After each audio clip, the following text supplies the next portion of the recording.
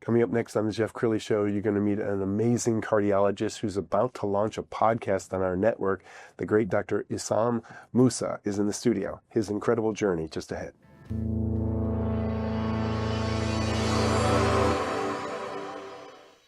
Many are predicting that the worst is yet to come, which is unfortunate, said one person here.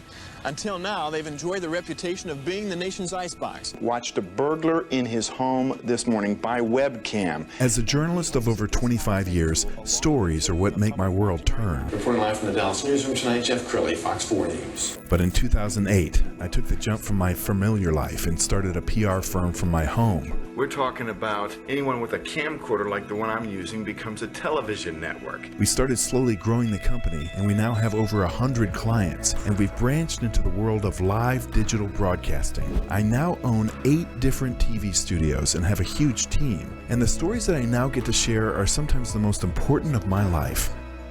Life has a funny way of coming around full circle. This is the Jeff Crilley Show.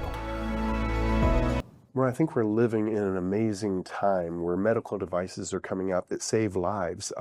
People years ago would, they would die at 60. So these very same people are living to be 100 now, thanks to modern medicine and the incredible medical devices that are coming our way. To talk about that today, Dr. Issam Moussa. He is an interventional cardiologist, and he's been practicing for more than 20 years. Thanks for coming on the show. Thank you, Jeff. I appreciate the opportunity, and it is interventional, so I know it's a new terminology, and congratulations. Yeah. Thank you. So let's talk about your career. So 20 plus years as a cardiologist. What got you interested in cardiology? Yeah, so before you go to cardiology, typically you have to go through an internal medicine residency, which is a 3-year to kind of study medicine in general. And at the time, I was kind of more interested in getting into a specialty where there's both the intellectual endeavor of making a diagnosis, understanding what's going on with the patient, as well as trying to be able to do something about it, and that in terms of procedures. So at the time, again, cardiology, as well as a few other specialties, were emerging as combine both the sort of intellectual endeavors and the ability to do something to the patient. And even from the time when you were in medical school, think about all the advances that have happened in the last 30 years. Let's talk about, it seems like every year there's a new life-saving device that will come out that makes your job easier. Yeah, it's really interesting. If you go back to the sort of even early 90s or, I would say late 80s, when somebody have a heart attack, the ability to treat them, you could just use a medicine, and that's a clot buster. Right. And even that was only around for 5-6 years. And obviously that caused bleeding. There's a lot of issues. So over the last 30 years, fundamentally, the whole approach to treat heart disease have really changed to the better, right? These days, if somebody have a heart attack, they could go to the cath lab, you could do angioplasty, you could open up the vessel, and that really life-saving. Yes. The last 10 years, we could change valves even without surgery. So there's numerous advances that really saves lives and improve quality of life as well. And these days, they don't necessarily have to open your chest to work on your heart. Yeah, there's obviously opening the chest is still something that would be used as last resort or maybe first resort in some patients, but the majority of patients can be treated with catheter-based technology, meaning just going through the arteries under the skin without having to do open heart surgery. That's incredible. And you're about to launch a podcast with us called the Cardiotech Podcast. So I want to put some video up on the screen from our library. So tell us about the idea for the show and what kind of guests will you have? Yeah, absolutely. So like I said, so what sort of drove cardiology from a specialty that really you could do very little to patients to a specialty where, again, lives are saved every day. Underlying that progress, there's medicine, obviously, but also devices. Sure. Devices to open the arteries, devices to fix the valves. And the progress has been tremendous, not short, really miraculous. But still, for example, out of 10 devices that gets invented and invested in, if you follow 5-10 years, only 2 or 3 would get to the bedside and would get to a stage that it can help patients.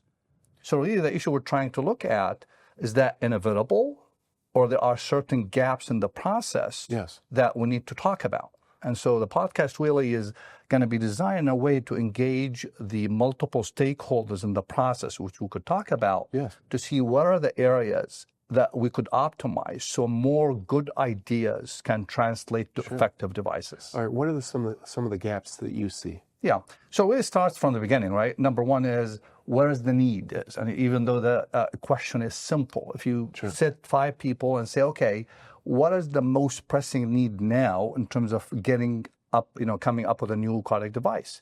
You may get 5 different ideas. So even though it's a simple question, it's really a gray zone.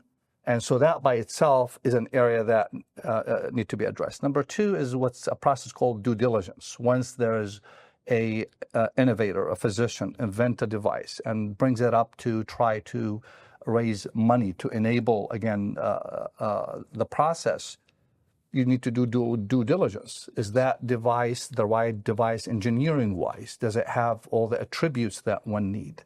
Do you have the right team? And et cetera, et cetera. So the due diligence process, another opportunity where sometimes it's effective, sometimes it's not. You go further ahead and you need to kind of test it, right? You need then to go through a regulatory process. You need to design a study, right? Yes. Clinical study to ensure that's effective. So really every single one of those steps, sometimes it's designed correctly, sometimes it's not. So through all these stages, there is potential gaps and there's ability to actually fill the gap or get rid of it by having those open conversations and ideas from all stakeholders. And is it tough for some of these companies to raise money? For startups, it varies, right? So it is. I mean, again, I guess depends on the idea, depend on the sort of ecosystem that unquote startup is in. Yes.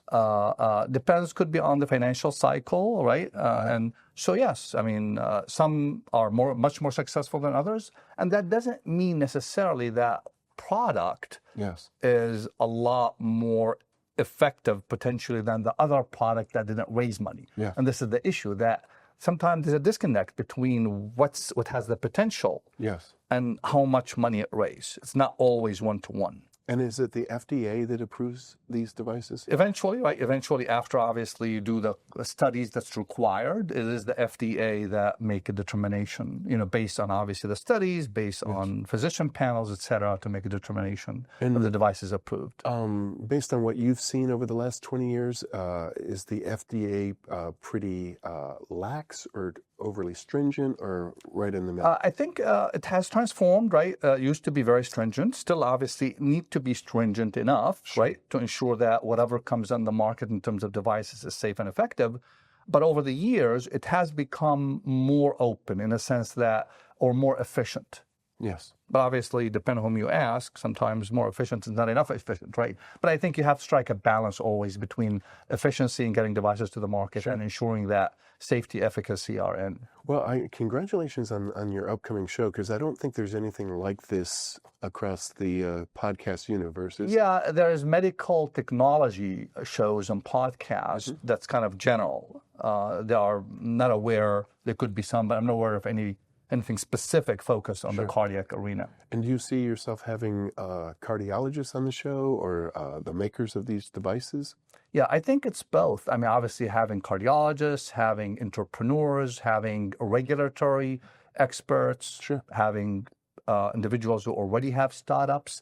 Again, every, I think, segment of this sort of process will definitely contribute to the conversation. Outstanding. And we're looking at July for it to launch? Yeah, looking forward. And I'll be hosting it with my friend Louis Cannon, who is a physician, cardiologist, but also turned VC venture capitalist. So he's both have done the cycle of Well, it's going to be an amazing show. I can't wait to see it. And we're going to end with his LinkedIn page so you can get a hold of him and you can follow, and I'm sure he'll be posting his show on LinkedIn. Dr. Issam Moussa, thanks for coming on the show. Thank you, Jeff. Appreciate it. That's it for now. We'll see you next time.